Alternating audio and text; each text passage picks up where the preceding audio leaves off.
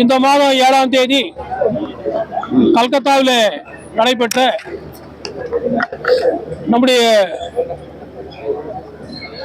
அகில இந்திய ரயில்வே தொழிலாளர் சங்கத்தினுடைய தலைவரும் எஸ்ஆர்எம் பொதுச் செயலாளரும் ஆகிய டாக்டர் கன்யா அவர்கள் தலைமையான கூட்டத்தில் எடுக்கப்பட்ட முடிவின்படி அகில இந்திய அளவிலே இன்றைக்கு லோகோ பைலட்டுகள் மத்திய அரசுடைய ரயில்வே அமைச்சகத்துக்கு எதிராக ஒரு கண்டன ஆர்ப்பாட்டத்தை நாம் நடத்தி கொண்டிருக்கின்றோம். இந்த கண்டன ஆர்ப்பாட்டம் 2016ஆம் ஆண்டு நடைமுறைக்கு வந்த 7வது சம்பள கமிஷனுடைய பரிந்துரையின்படி நாம் வாங்குகின்ற DA 50% தாண்டியவுடன் எல்லா அலவன்ஸுகளும் 25% உயர்த்தப்பட வேண்டும் என்பது பரிந்துரை. இந்த பரிந்துரை 6வது சம்பள கமிஷன்லையும் வந்து 6வது சம்பள கமிஷன்ல 50% ஏறும் போது 25%, 100% விலைவாசி ஏறும் போது 50% அலவன்ஸுகள் உயர்ந்திருக்கின்றன. ஆனால் இந்த முறை ஏறத்தாழ 14 அலவன்ஸுகளிலே 13 அலவன்ஸுகளை கொடுத்த இந்த ரயில்வே அமைச்சகம் loco pilot average kilometre per mileage என்ற அந்த அலவன்ஸை 25% உயர்த்துவதற்கு மறுத்து வருகின்றது. இது ஒரு தேவையற்ற முயற்சி என்பது மட்டுமல்லாமல் லோகோ பைலட்டுகளுடைய பொறுமையை சோதிக்கின்ற ஒரு முயற்சியாகவே SRMEAR கருதுகிறது. இந்த அநியாயமான ரயில்வே போர்டுடைய போக்கு தொடருமேயானால் இந்த நாட்டிலே ரயில்கள் ஓடுவது ஒரு கேள்விக்குறியாக மாறும் என்பதை உணர்த்துவதற்காகத்தான் இவ்வளவு நாள் பேச்சுவார்த்தை மூலமாக நிறைவேறாத அந்த கோரிக்கையை இன்றைக்கு அகில இந்திய அளவில் ஒரு ஆர்ப்பாட்டமாக நாம் நடத்தி கொண்டிருக்கின்றோம்.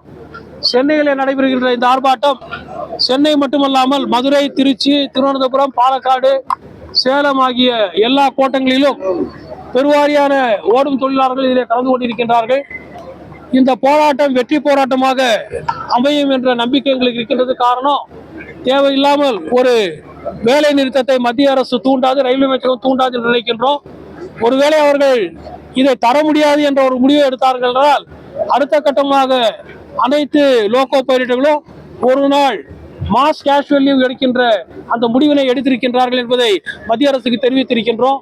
எனவே இந்த போராட்டம் வெற்றி போராட்டமாக நிச்சயம் அமையும் என்ற நம்பிக்கை SRME பேரியக்கத்துக்கு இருக்கிறது என்று சொல்லி இந்த போராட்டத்தில் பெருவாரியான தோழர்கள் கலந்து கொண்டு மட்டுமல்லாமல் தென்னக ரயில்வே முழுவதும் ஏறத்தாழ 5200 பேர் இருக்க வேண்டிய இடத்திலே 4700 பேர் தான் வேலை செய்து கொண்டிருக்கின்றார்கள். மிச்சம்லாம் காலிடங்களாக இருக்கின்றது. ஒரு 700 காலிடங்களை வைத்துக் கொண்டு ஓடும் தொழிலாளர்கள் வண்டிகளை ஓட்டிக் கொண்டிருக்கின்றார்கள். எனவே ஏறத்தாழ 3500 பேருக்கு மேலே இன்றைக்கு மாஸ் கேஷுவல் லீவில் செல்வதற்கு தயாராக இருந்தும் அந்த முடிவினை SRMU அகில இந்திய அளவில் எடுக்க வேண்டும் என்பதற்காக காத்திருந்து இன்றைக்கு இந்த போராட்டத்தை நடத்தி கொண்டிருக்கின்றோம் என்பதை இந்த நேரத்திலே தெரிவித்துக் கொள்கின்றோம். ரயில்வே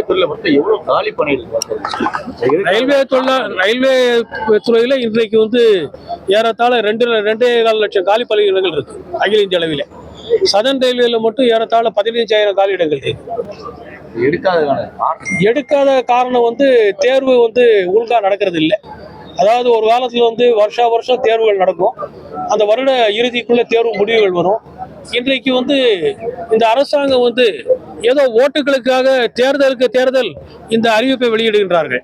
நீங்க வந்து பாத்தீங்கன்னா 2019 ஒரு தேர்தல் நடந்தது.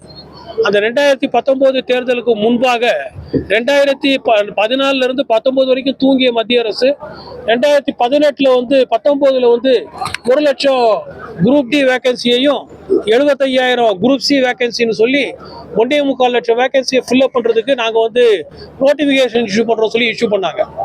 19 இஷ்யூ பண்ண நோட்டிபிகேஷன்ல செலக்ட் ஆனவங்க வந்து டியூட்டில ஜாயின் பண்றதுக்கு 2022-23 ஆயிடுச்சு. அந்த 2022-23 திரும்ப ஒரு 2 லட்சம் காலியிடங்கள், 2.25 லட்சம் காலியிடங்கள். இப்போ இதுக்கு வந்து இப்போதான் வந்து நோட்டிபிகேஷன் இஷ்யூ பண்றாங்க. இந்த 2024 எலெக்ஷன் வந்தது பாருங்க, அதுக்கு முன்னாடி தான் 2023 நாங்க பண்றோம், ஃபில்அப் பண்றோம். நாங்க 2023 பண்ணல, 2024 பண்ணியிருக்காங்க.